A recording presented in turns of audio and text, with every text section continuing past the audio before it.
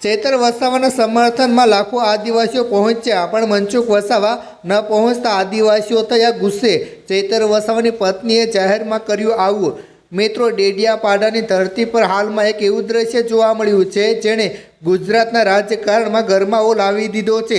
ધારાસભ્ય ચૈતર વસાવાના સમર્થનમાં લાખોની સંખ્યામાં આદિવાસીઓની જનસમાજ ઉમટી પડ્યા હતા। નારાઓ ગુંજતા હતા। અવાજ એક હતો અને માંગ એક જ હતી, ચૈતર વસાવાને ન્યાય મળે। પરંતુ આટલી મોટી જનમેદની વચ્ચે સૌ કોઈની નજર એક એવા વ્યક્તિ પર હતી જે ત્યાં હાજર ન હતા, અને તે હતા ભાજપના દિગ્ગજ નેતા અને સાંસદ મનસુખ વસાવા। આદિવાસી સમાજમાં એક મોટો પ્રશ્ન ઊભો થયો છે કે શું મનસુખ વસાવા માત્ર ભાજપની કઠપૂતળી બનીને રહી ગયા છે?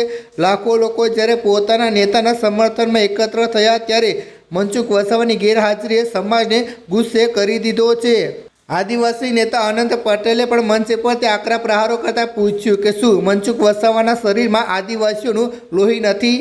આ ગેરહાજરી કોઈ સામાન્ય ઘટના નથી, પરંતુ બે દિગ્ગજ આદિવાસી નેતાઓ વચ્ચેની રાજકીય અને વૈચારિક ખાઈનું પરિણામ છે। મનસુખ વસાવા કેમ ના પહોંચ્યા? મિત્રો, આખરે મનસુખ વસાવા કેમ ના આવ્યા તેના પાછળના કારણો સ્પષ્ટ છે। પહેલું કારણ તો પક્ષપાતની રાજકારણ છે।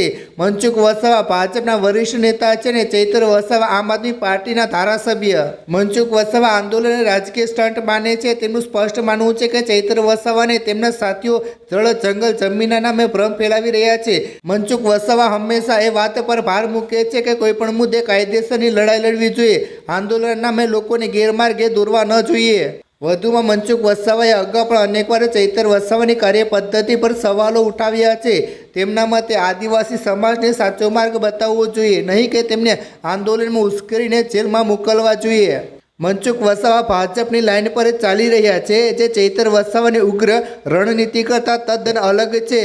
મિત્રો, સમગ્ર ઘટનાએ ગંભીર સવાલ ઊભો કર્યો છે કે શું રાજકીય પાર્ટીઓ વચ્ચેના મતભેદો આદિવાસી સમાજના એકતાના મંચને તોડી રહ્યા છે? એક તરફ ચૈતર વસાવા માટે રસ્તા પર ઉતરેલી જનતા છે, તો બીજી તરફ પોતાની રાજકીય વિચારધારાને વળગી રહેલા મનસુખ વસાવા। આદિવાસી સમાજમાં અત્યારે જે રોષ છે તે દર્શાવે છે કે આવનારા સમયમાં આ રાજકીય ખેંચતાણ વધુ તીવ્ર બની શકે છે।